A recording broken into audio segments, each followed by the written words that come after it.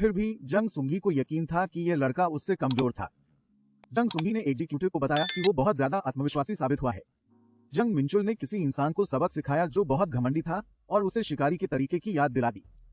परीक्षा खत्म होने के 3 दिन बाद जंग सुंगी ने अपने प्रतिद्वंद्वी से हाथ मिलाया और कहा कि उसने उसे हल्का लिया है। जंग सुंगी ने कहा कि उन्होंने उस फाइट से बहुत कुछ सीखा। युवक ने हमारे हीरो से कहा कि वह जरूर जल्द ही उससे पकड़ लेगा। जंग मिंचुल ने कहा कि ये तो जरूर होगा, आपको बस मेहनत करनी है। जंग सुंगी ने सोचा कि हर शिकारी की एक लिमिट होती है कि वह अब नॉर्मल तरीकों से खुद को नहीं सुधार सकता है। उन्होंने डिपार्टमेंट हेड से कहा कि वो और मजबूत बनना चाहते हैं। जंग सुंगी ने कहा कि इसी वजह से वह टावर में घुसने जा रहा था। वार्डन ने सोचा कि ये बंदा पागल है। टावर एक बहुत बड़ी संरचना है जो पहली प्रलय के दौरान आई थी। टावर टेस्ट पास करके एक इंसान और मजबूत बन सकता है, लेकिन ऐसा करने के लिए उसे अपनी जान दांव पर लगानी होगी। हंटर जंग सुंगी पहले ही लगभग अपनी लिमिट तक पहुंच चुका था। विभाग प्रमुख ने सोचा कि इस आदमी के लिए उस सारी परेशानी उठाने का कोई मतलब नहीं था।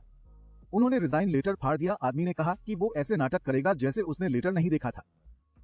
जंग सुंगी ने लीडर को प्रणाम किया और कहा कि वह छुट्टी से वापस आएंगे और यहाँ रुकेंगे। जंग सुंगी ने सोचा कि जंग मिंचुल शायद अभी एक शिकारी के रास्ते पर बिना रुके आगे बढ़ रहा है। बिरंग गेट पर छापेमारी, दिन 3, सफलता तक का समय 40 घंटे 30 मिनट है। हमारे हीरो ने सोचा कि अगर वह बॉस को खत्म नहीं करता, राक्षस ऐसे ही दिखाई देते रहेंगे जब तक इनमें से ज्यादा नहीं है, तब तक कोई ब्रेकथ्रॉग नहीं होगा। यहाँ शिकार के लिए सबसे बेस्ट जगह है। राक्षसों के निशान खोजने के लिए हीरो ने नए स्किल्स खोले। शिकारियों को एक अजीब नजारा देखने को मिला। पूछा कि ये क्या था। जंग मिंचुल ने कहा कि थोड़ा आराम करना जरूरी था। पंडोमियम आयाम की गहराई में एक पुराना किला है जिसे हॉल ऑफ सिंस के नाम से जाना जाता है। सिंहासन पर बेहतर नोबल्स के नाम से जाने जाने वाले प्राणियों का एक ग्रुप भी है। पापों का हॉल उस दानव को पावर देता है जो सिंहासन पर बैठता है। विशाल, लगभग अनंत ताकत, इसको कहते हैं पाप की ताकत। जंग मिंचुल ने सोचा कि उसे सिन की शक्ति तक पहुंच नहीं होनी चाहिए। ये दोनों शक्तियां कभी भी उसकी नहीं थी। वह नरक की आग को कंट्रोल करने में सक्षम है जो चारों ओर सब जला सकती है। एक पूर्व चार्म चलाने वाली 50वीं रैंक की एक डेमोनेस सेराफिना। उसके पास किसी को भी मोहित करने और उनकी सोचने की क्षमता को छीनने की ताकत है। हमारे हीरो ने अतीत में उन्हें खत्म कर दिया है। यह पता चला है कि वह उन लोगों की शक्तियों को हासिल कर सकता है जिन्हें उसने जीवन में नष्ट कर दिया था। हालांकि उन्हें दोनों में से एक चुनना पड़ा। वह नहीं जानता था कि जादू कहां कर सकता है। नायक ने हेलफायर की पावर को चुना। सिस्टम ने बताया कि ये स्किल नायक की आत्मा के साथ आत्मसात करेगा। ये दोनों प्रकाश और अंधेरे ऊर्जा को समेटने में सक्षम होगा। नरक की आग की शक्ति अब रसातल की चिंगारी में बदल गई। वह अभी अपने नए स्किल को आजमाना चाहता था, जैसे राक्षसों का एक ग्रुप घूम रहा था। हमारे हीरो ने मॉन्स्टर्स की तरफ हाथ लहराया और इन बंदरों से कहा कि वो अटैक करें। राक्षस बहुत आक्रामक थे और ये तुरंत समझ में आ गया कि उन्हें मजाक नहीं समझ आया। हाल ही में नायक की दुनिया की आम तस्वीर टूट गई है। उसका इंसानी शरीर में पुनर्जन्म हुआ है और इसने पाप की इतनी अनोखी शक्ति हासिल की है। हीरो को पता था कि हेलफायर क्या है, लेकिन इल्यूमिनेशन क्या। जंग मिंचुल ने अपने नए स्किल हेलफायर का इस्तेमाल किया और इसने उसे सीधे मॉन्स्टर में भेज दिया। राक्षस उन नरक की लपटों में घिर गया और डर के मारे जोर से चिल्लाया। जंग मिंचुल ने सोचा कि उसके पास एक ग्रैंड डेमन की पावर है। जब तक कास्टर के पास माना था, आग की लपटें टारगेट को भस्म कर देती थी। राक्षस घबरा गए थे। रोशनी ऐसी लगती है जैसे ये कोई दिव्य पावर हो। हमारे हीरो ने इस स्किल का इस्तेमाल करके उसे अच्छे से जानने का फैसला किया। नायक के दिमाग में यह नहीं था। वह एक पूर्व दानव डिवाइन पावर का यूज करेगा। सिस्टम ने बताया कि नायक एबिस की चिंगारी जलाने का इस्तेमाल कर रहा था। ईश्वरीय शक्ति बुराई खत्म करने के लिए है, इसलिए वो सीधे हमला नहीं कर सकता। हालांकि इस शक्ति का उपयोग बफ के रूप में किया जा सकता है जो शारीरिक क्षमताओं बढ़ाता है। जोंगमिंचो को एहसास हुआ कि उसने ये एलिसियम के महादूत माइकल से पाया था। उसने अपने पिछले जन्म में इस आर्केंजेल को खत्म किया था। तब हमारे हीरो को हर किसी की क्षमताएं मिलती हैं जिसे उसने नष्ट किया, चाहे वो किसी जाति का हो। जोंगमिंचो ने सोचा कि उसे शिकार नहीं करना है। ये बॉस से मिलने और गेट बंद करने का टाइम है। बर्फ की आत्मा ने कहा कि वो इस आदमी को खत्म करेगा। जिन लोगों ने इस मॉन्स्टर को देखा वो चिल्ला पड़े। जोंगमिंचो ने राक्षस पर राक्षसी लपटों से हमला किया और सोचा क्या राक्षस अब चीयरलीडिंग स्क्वाड को चुनौती दे रहे हैं, परंतु वो कुछ नहीं कर पाएंगे। नरक का हमला सही समय पर हुआ और राक्षस खत्म हो गया। आसपास के राक्षसों को खत्म करने के बाद हमारा हीरो एक सपोर्ट ग्रुप के साथ गुफा में पहुंचा। जोंगमिंचो ने कहा कि उनके साथ आए शिकारी यहीं रुककर थोड़ा आराम करें। जोंगयोंग ह्यून ने सोचा कि क्या शिकारी सच में अकेले बिरंग गेट बॉस से लड़ेगा। जोंगमिंचो ने कहा कि वह बिल्कुल भी पीछे हटने वाले नहीं थे। जोंग्योंग यून ने शिकारी को चेतावनी दी कि वो मारा न जाए वरना सब बहुत बड़े खतरे में पड़ जाएंगे। हमारा हीरो गुफा में घुस गया। जैसे ही वह आगे बढ़ा उसने किसी को उससे पूछते सुना, क्या वो अकेला है? जोंगमिनचो ने जवाब दिया कि उनके सामने भी सिर्फ एक ही ओपोनेंट था। नायक ने बॉस मॉन्स्टर से मिला। ये बिगफुट चीफ नोनन था। नोन ने मुस्कुराते हुए बोला। गुलामों को बुलाया, चारों और आक्रामक मॉन्स्टर्स दिखाई दिए। उन्होंने कहा कि वो अकेले नहीं है। नोनन ने अपने सबॉर्डिनेट हरन से घुसपैठिए को खत्म करने को कहा। जंग मिंचुल ने जवाब दिया कि इस बॉस ने कुछ कमजोरों को बस वहीं पड़े रहने और कुछ नहीं करने के लिए बुलाया। उस बंदे ने कहा कि वो बॉस को अपने फैसले पर पछतावा कराएगा। हमारे हीरो ने बादलों को स्लाइड करने वाली तकनीक का इस्तेमाल किया और पहाड़ तोड़ने से राक्षसों पर हमला किया।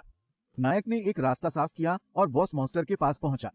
सिस्टम ने बताया कि नायक नरक की आग का इस्तेमाल कर रहा था। राक्षसों को काफी नुकसान हो रहा था। एक और यति को सिर पर कुल्हाड़ी से जोरदार वार लगा।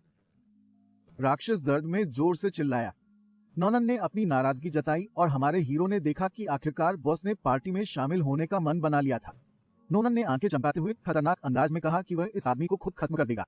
नोनन ने अपना विशाल पंजा उठाया और हमारे हीरो को कुचलने का मन बनाया। जंग मिंचुल इस अटैक से बचने में कामयाब रहे और विशाल यति के सिर पर कूद गए। उस आदमी ने पूछा कि ये बंदर इतनी बेवजह खुद को उस पर क्यों फेंक रहा था। जंग मिंचुल ने अपनी कुल्हाड़ी से वार किया और हेलफायर अटैक किया। राक्षस चिल्लाया, इस आदमी की हिम्मत कैसे हुई ऐसा करने की। नोनन अपनी पूरी ऊंचाई पर खड़ा हुआ और अपने हाथ ऊपर उठाए। उसने बर्फीला तूफान चलाया। जंग मिंचुल ने अपने प्रतिद्वंद्वी को नीचे से देखा और सोचा कि हेलफायर अब उसे अपना बचाव करने में मदद नहीं करेगी। जंग मिंचुल ने पवित्र चिंगारी कौशल का इस्तेमाल किया और अपने सभी घावों को ठीक किया। उसने अपने प्रतिद्वंद्वी से पूछा, क्या यही सब वो कर सकता है? राक्षस ने फिर कहा कि वो इस आदमी को कुचल देगा और भी ज्यादा गुस्से में अपने प्रतिद्वंद्वी पर झपटा। जंग मिंचुल ने स्टार स्लाइसिंग ब्लेड टेक्निक का यूज किया। जंग मिंचुल ने कहा कि राक्षस को चेतावनी दी थी कि उसे पछतावा होगा। एली ने शिकारी को मेहनत के लिए धन्यवाद दिया और एक ठंडा ड्रिंक ऑफर किया।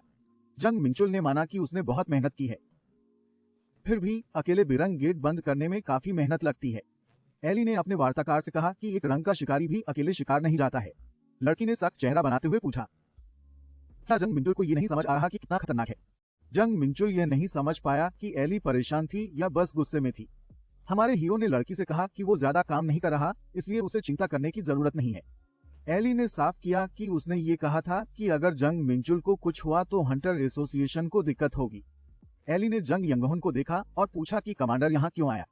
शिकारी ने लड़की को पत्थर दिखाया और पूछा कि क्या वो देख सकती है। ये क्रिस्टल बॉस मॉन्स्टर के शरीर से गिर गया था। जंग यंगहुन ने कहा कि उसने पहले कभी ऐसा क्रिस्टल नहीं देखा और वो इसका एनालाइज नहीं कर सकता। जंग मिंचुल ने सोचा कि ये बाहर से एक बेकार क्रिस्टल की तरह लग सकता है, लेकिन यह ड्रंक की एक टुकड़ा था जो ड्रंक टेस्ट परीक्षण टावर की 5वीं मंजिल पर एक छिपे हुए स्टेज तक पहुंच को अनलॉक करेगा। जंग मिंचुल ने शिकारी से पूछा कि क्या जंग यंगहुन को बुरा लगेगा अगर वो क्रिस्टल अपने लिए ले ले। जंग यंगहुन ने कहा कि जंग मिंचुल की वैसे भी प्राथमिकता है। हमारे हीरो ने कहा कि उसे इस क्रिस्टल के बारे में कुछ नहीं पता था, लेकिन वो इसे एहतियात से ले लेगा।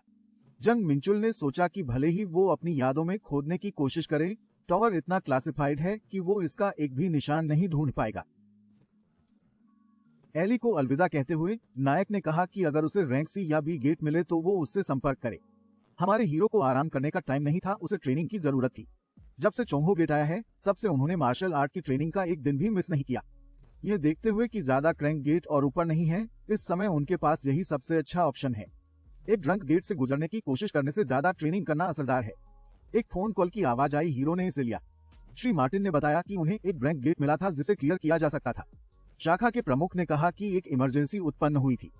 एसोसिएशन ने एक कंडीशन रखी थी, गेट को बाकी गिल्ड्स के साथ मिलकर साफ किया जाएगा।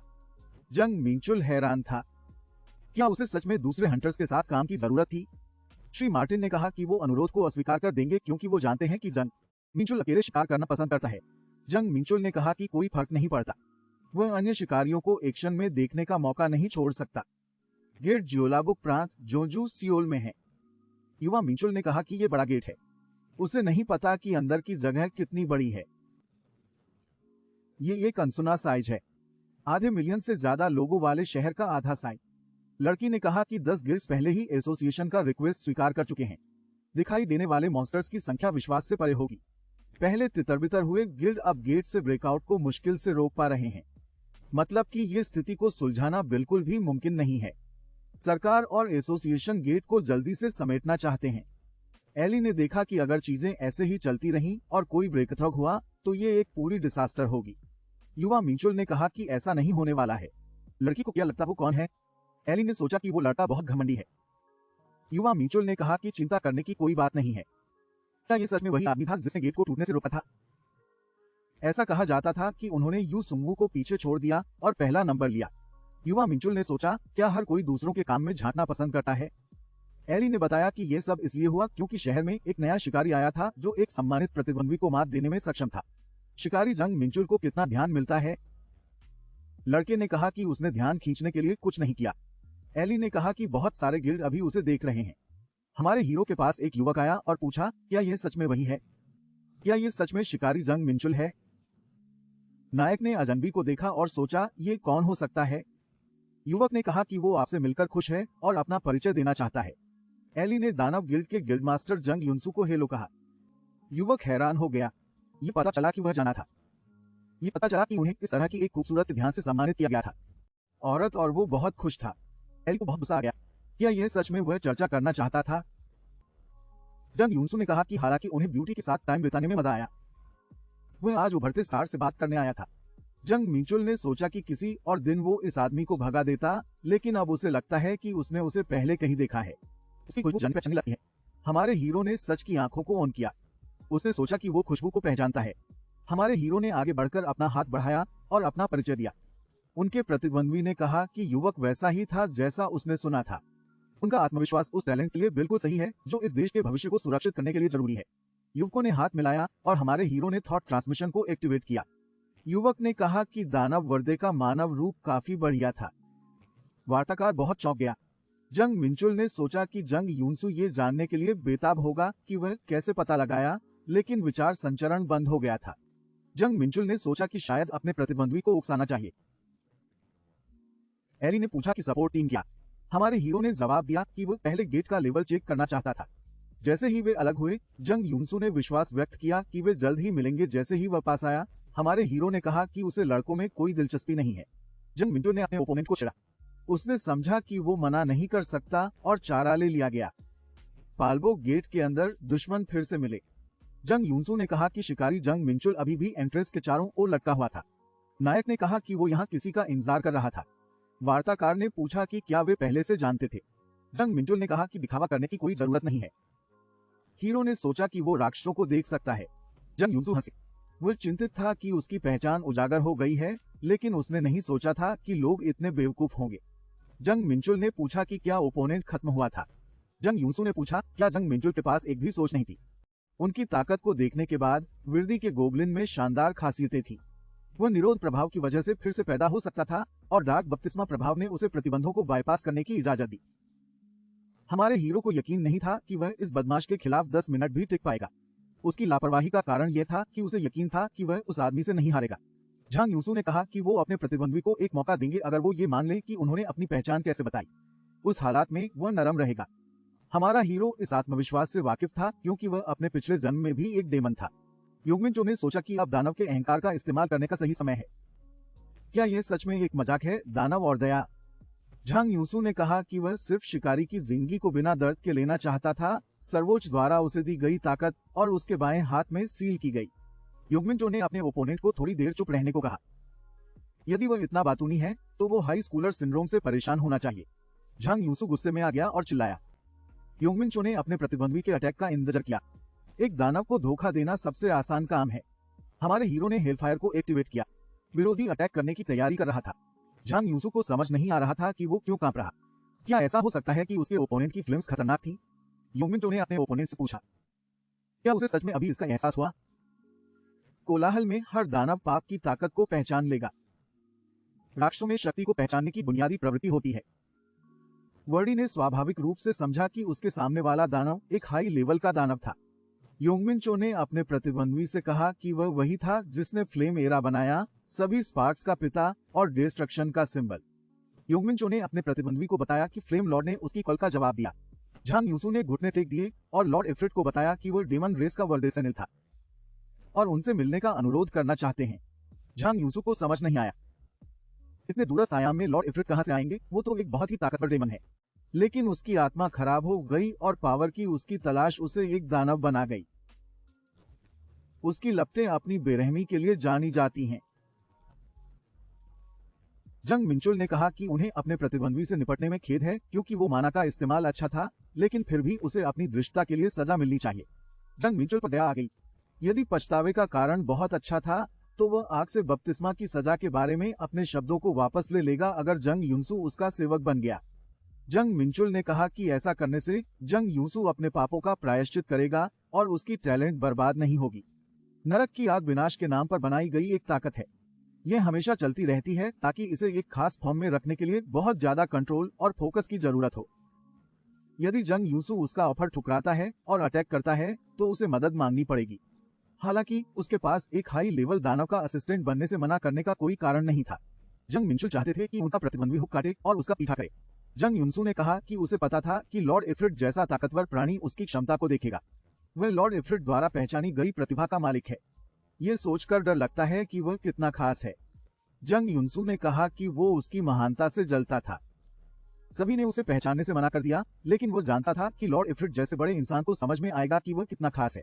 जंग यूसु ने कहा कि वह एक सेवक बन जाएगा। वह दानव जाति का वर्णी अपनी आत्मा की कसम खाता है कि वह लॉर्ड इफ्रिट की सेवा करेगा। जंग मिनचुल ने सोचा, क्या यह है? हमारे हीरो ने कहा कि वह यहाँ जंग मिनचुल के नाम से जाना जाता है और बातचीत में औपचारिकताओं का ध्यान रखना जरूरी नहीं है। जंग यूसु ने सोचा, वो सिंहासन पर बैठने वाले को औपचारिक तरीके से कैसे नहीं बुला सकता।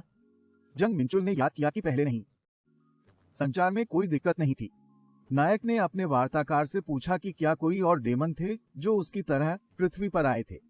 जंग यूसु ने कहा कि सच में ऐसे हैं और वो जो कुछ भी जानता है वो बताने के लिए तैयार है। वर्डी की कहानी के अनुसार उसके अलावा 5 और राक्षस पृथ्वी पर आए। उन्हें ग्रह पर कब्जा करने के लिए देश में ताकत बनाने का कहा गया था। उन्हें जो डार्क बपतिस्मा मिला वो उनकी लिमिटेशंस को कम करने में मदद करता है। हालांकि ये अज्ञात है कि इस तरह की डार्क आर्ट को विकसित करने के लिए वास्तव में कौन जिम्मेदार है। सबसे संभावित उम्मीदवार रोजलिन होगी जो इस मोडस की सर्विस में है, लेकिन इस लेवल या उससे ऊपर के लॉर्ड के लिए रिस्ट्रिक्शंस के साथ मदद काफी नहीं होगी। जंग यूसु ने कहा कि 5 डेमंस में वह सबसे स्ट्रॉन्ग था। अतीत में एलिसियम और पंडोनियम ने जो टावर दिखाई दिया था उसमें एक दूसरे के साथ मुकाबला किया था। डिमोस की मौत के बाद पंडोनियम के लिए युद्ध जारी रखना मुश्किल हो गया और एलिसियम के लिए पूरी ताकत से आक्रमण जारी रखना मुश्किल हो गया। एलिसियम ने तय किया कि दोनों साइड्स एक समझौते पर आना चाहिए। इस तरह जिस देश में टावर था वो तीसरे पक्ष के लिए एक तटस्थ क्षेत्र बन गया। लेकिन अगर राक्षस यहाँ आए तो प्रतिबंधों में ढील के कारण समझौते की अनदेखी करते हुए वे टावर के लिए ही आए होंगे। चूंकि ये रेस पावर पाने के लिए कुछ भी करने को तैयार है, इसलिए हमारा हीरो इसे नहीं दे सकता। किसी भी समय एक बड़ी लड़ाई हो सकती है, इसलिए हमें पहले से ही तैयारी शुरू कर देनी चाहिए। इफ्रिट ने कहा कि उसके ऑर्डर्स होंगे। वर्डी ने कहा कि वो किसी भी ऑर्डर को बिल्कुल सही तरीके से करेगा। हमारे हीरो ने कहा कि अब से वार्ताकार उसकी आंखें और कान बनेंगे। वर्डेट ने सोचा, क्या उसे सच में ऐसा सम्मान मिला था? जंग मिनचुल ने कहा कि वो सभी इरादों की एक रिपोर्ट लेना चाहता है, जबकि यांग यूसु रोसलिन के मिशन को पूरा कर रहा है। वर्डी ने कहा कि वह बॉस की बड़ी योजना के लिए कुछ भी करेगा। हमारे हीरो को लेवल पंपिंग पर फोकस करने के लिए यहाँ आए 2 हफ्ते हो गए थे।